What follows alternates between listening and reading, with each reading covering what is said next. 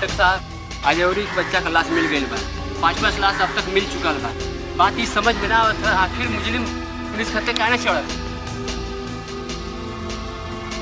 ये लड़का की पहचान तब तौलो ना साहब, ये बच्चा ये गांव का ना हो। लागत बा दूर से कौनो मार के यहाँ लिया के फेंक दे। सर कौन मनई ऐसे पिचास बा जो रोज एक लड़का के मार के फेंक देत बा। साला पिचास भी ऐसे क्रूर ना होता।